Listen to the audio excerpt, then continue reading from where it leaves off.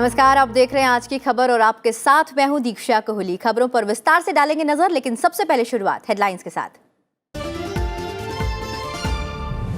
Ukraine के खिलाफ रूस सैन्य अभियान जारी। यूक्रेन के दूसरे बड़े शहर खार्किव पर भारी बमबारी।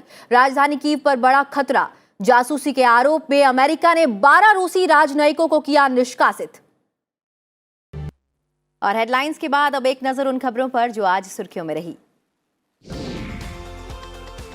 राष्ट्रपति रामनाथ कोविंद ने गुजरात के जामनगर में आईएनएस वलसुरा को प्रतिष्ठित प्रेसिडेंट्स कलर से सम्मानित किया। इस मौके पर उन्होंने कहा कि भारतीय नौसेना विभिन्न प्रकार के मिशन को पूरा करने के लिए अपनी ताकत का सतत विस्तार कर रही है और किसी भी परिस्थिति के लिए सदैव तैयार है।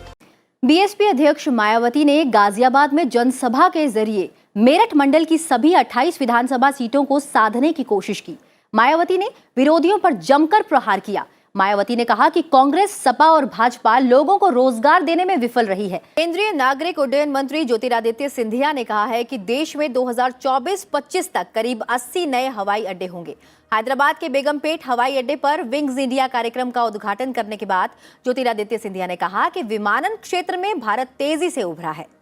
योगी आदित्यनाथ ने आज दूसरी बार उत्तर प्रदेश के मुख्यमंत्री पद की शपथ ली है। राज्यपाल आनंदीबेन पटेल ने योगी आदित्यनाथ को पद व गोपनीयता की शपथ दिलाई। इसके साथ ही वह प्रदेश के पहले ऐसे मुख्यमंत्री बन गए हैं जिन्होंने 5 साल का कार्यकाल पूरा करने के बाद दोबारा सत्ता संभाली है। उत्तर प्रदेश में 18वीं विधानसभा के लिए शपथ ग्रहण समारोह का आयोजन लखनऊ के अटल बिहारी वाजपेयी इकाना स्टेडियम में आयोजित हुआ। वहीं केशव प्रसाद मौर्य और ब्रजेश पाठक को उप मुख्यमंत्री बनाया गया है। योगी मंत्रिमंडल में 52 लोगों को शपथ दिलाई गई है, जिसमें 16 कैबिनेट मंत्री, 14 राज्य स्वतंत्र प्रभार मंत्री और 20 राज्य मंत्री बनाए गए हैं। और आज की खबर में अब वक्त हो चला एक छोटे से ब्रेक का। ब्रेक के बाद आपको दिखाएंगे राज्यों की खबरें, साथ ही आपको बताएंगे कि कनाडा में प्रदर्शन को लेकर कोर्ट ने क्या आदेश जारी किया और अमेरिका की हिंद प्रशांत नीति में क्या है भारत के लिए खास। आप बने रहिए हमारे साथ। 17वीं लोकसभा के पहले सत्र में ही बांध सुरक्षा विधेयक 2019 पेश किया गया, जो 2 अगस्त 2019 को लोकसभा में पारित हो गया, लेकिन राज्यसभा की मंजूरी के लिए लंबा इंतजार करना पड़ा और आखिरकार 2 दिसंबर 2021 को ये बिल राज्यसभा से पारित हो गया। नमस्कार, मैं दीक्षा कोहली। संसद टीवी के खास कार्यक्रम संसद संवाद में आज बात बांध सुरक्षा विधेयक पर संसद में हुई चर्चा की।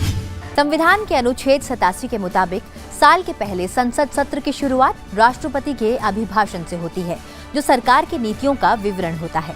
धन्यवाद प्रस्ताव का संबंध राष्ट्रपति के इसी अभिभाषण से है, जिस पर दोनों सदनों में विस्तृत चर्चा होती है। नमस्कार, मैं दीक्षा कोहली। संसद टीवी के खास कार्यक्रम संसद संवाद में आज बात राष्ट्रपति के अभिभाषण पर धन्यवाद प्रस्ताव पर बजट सत्र के दौरान संसद में हुई चर्चा की।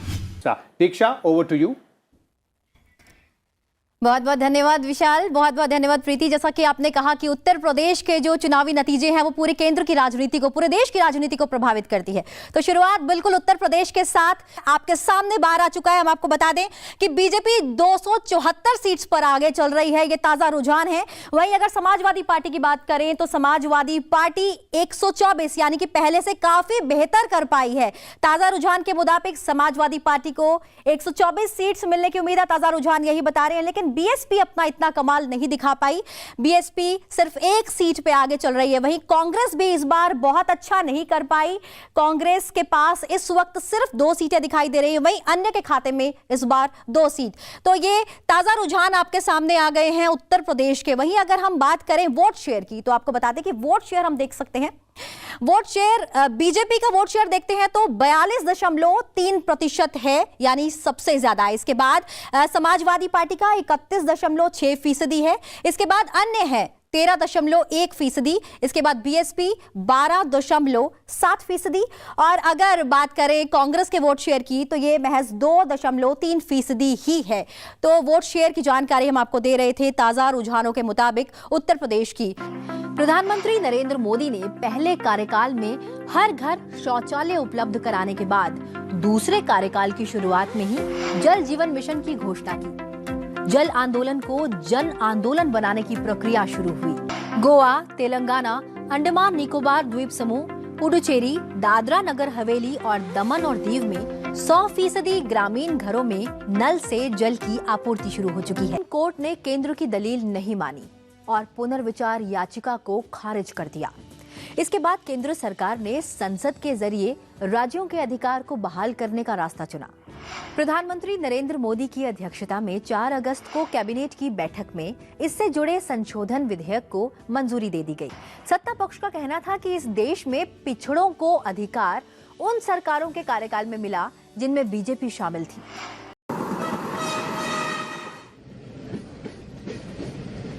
एकल प्रबंधन यानी कि वन मैनेजमेंट के तहत दुनिया का दूसरा सबसे बड़ा रेल नेटवर्क, जो रोजाना 2 करोड़ 30 लाख से ज्यादा यात्रियों और 33 लाख टन माल ढोने का काम करता है। चर्चा के दौरान रेलवे में सुधार की संभावनाओं, जनता की उम्मीदों और मांगों के बारे में विस्तार से विचार और सुझाव रखे गए। उन्होंने इसे किसानों को आत्मनिर्भर बनाने की दिशा में बेहतरीन कदम बताया। और चलते चलते अब आपको छोड़ जाते हैं लंदन के सेंट जेम्स पार्क में डैफोडिल्स की तस्वीरों के साथ। फिलहाल बुलेटिन में इतना ही। मुझे दीजिए इजाजत और आप देखते रहिए संसद टीवी। नमस्कार।